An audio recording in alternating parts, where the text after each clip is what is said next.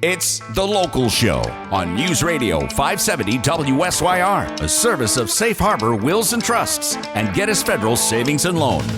The Local Show, featuring conversations with business owners, employees, and local business leaders about their successes, challenges, and reasons for doing business right here in Central New York.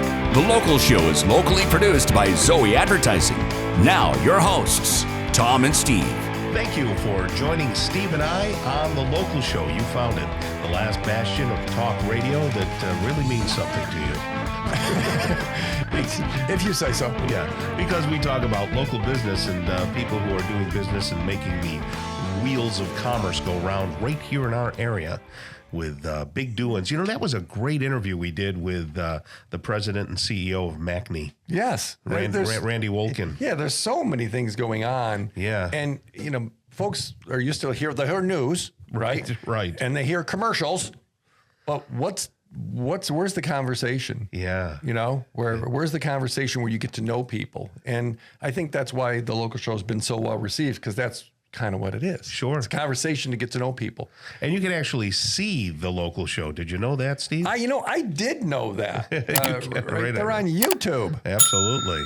Yeah, right. And see what Tom looks like, and see how his sty has diminished. It's diminished from its. Right. We had to get a widening lens last week just to get the sty in. It was horrible. Yeah. Well, the styes are bad.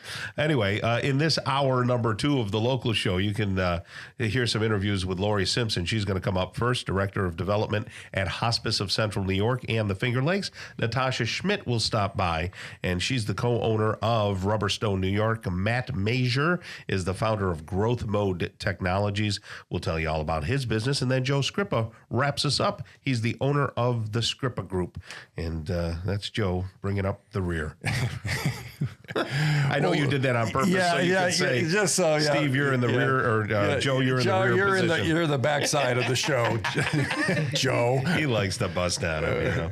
Anyway, Laurie's here, and Laurie, how are you? I'm good, and I'm happy I'm on the front side. Yeah, there we go. Be happy. We put you in the good part. So, Laurie, you're always so bubbly and everything. Tell us how you got involved with Hospice of Central New York and the Finger Lakes, and what you did before, and bring us up to speed. Sure. I've actually worked in nonprofit work for a long time. And United Way was my first job up north in the North Country. And I found a real passion for making an impact and for the organizations and agencies in the community. So when I relocated back down here, I followed up, and Hospice had an opening. But in the meantime, I also became a massage therapist as well. So that was a whole nother experience. That's a lot. People say, "Oh, you give massage." That is a very physical. It is very much so, demanding. And the amount of education that I received in that period of time to be able to actually pass the test and certify, I still use it today, even in fitness and that sort of thing. Even though I'm not practicing, the amount of information that I learned was just tremendous. And it might be because I was a little older when I went. I really wanted to know, different than when I was in my... Can you right now give Tom a deep tissue massage on his neck so I can extort him? Yeah. And no. Because I've been wanting to ask you about that. There's actually a part in your neck, and I watched it on YouTube, that if you get the vertebrae there at the top, right at the base of your neck, yes. And if you massage that properly, you can clear your sinuses. Oh. And I thought, wow, that's pretty good. And if you push too hard, you're paralyzed from the neck down. Yes. So I think at first, you can... I think we need to spend a half hour together after the show and you just experimenting. Sure. I'll give you money. I have dollar bills. That's okay. So you're involved in hospice. What's your role? What do you do? So my role is I am the Director of Development, which is to raise money through the foundation, the Hospice Foundation, to help support the agency. To be able to provide all the care that we do in our community.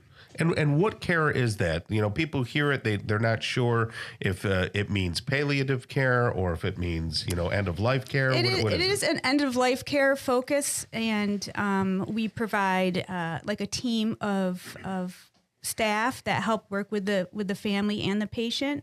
So we have nurses and social workers and chaplains and volunteers that will come in and help out the family too and the patient.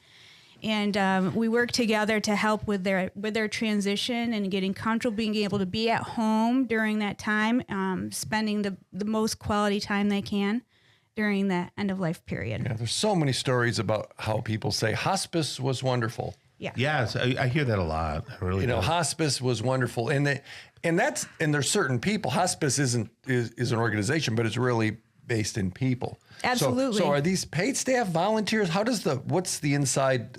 What does it look like? Sure. We do have volunteers, and volunteers are essential. It's part of our agency, but so when somebody's admitted into the program for us, right now we're providing care for people that are in home. At different times we've worked with nursing care facilities and that sort of thing, but right now we're doing just home. So we have a person assigned to them, like a team assigned to them. So each person gets a nurse and a social worker, chaplain, and volunteer that is assigned. And then they come and they help educate the patient and family. And this is an important part.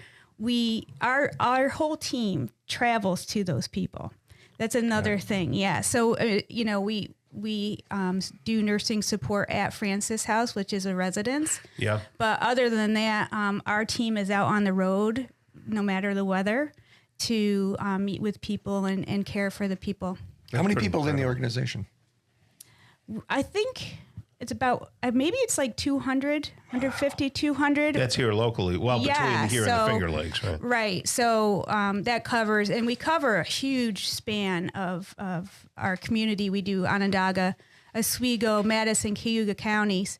In Oswego County, we're doing a lot more in the sense that the former hospice of Oswego County is no longer available. Oh, okay. No longer providing care, so our team is traveling up that way a lot more too. Do you go as far as Canandaigua for the Finger Lakes, or? I don't have a good answer. I don't have a solid answer on that. Yeah. There's a line there somewhere that goes to Rochester, right? Yes. Yeah, it's just going through the line. And it's the same thing with Madison County. So there's other hospices in those in the different areas. So when somebody's in need of care, hospice care, and if they're on that border, we kind of determine who's going to be maybe the give them the best time and availability. Gotcha. So we do that too. So in order to get volunteers and things like that and to raise money for the organization, you have events? Absolutely. You have anything coming up that we can participate in? Yeah, I'd love to have you participate. Okay. We actually have an event next Thursday called Celebrating Life Through Chocolate. Is one of our very popular ones. It's at Bella Demani. And we are doing advanced sale tickets only. So if people are interested in participating, that would be great. So we have different chocolate vendors. On the website, on the hospicecny.org, is that where people can buy tickets? Yes, they can go right there. So what do they find? I imagine there's going to be chocolate there. There's going to be a lot of, I think we have 11 or 10 vendors that are there. So speech, family, candy, Yeah, we know Michael. Yeah, Michael, he's great.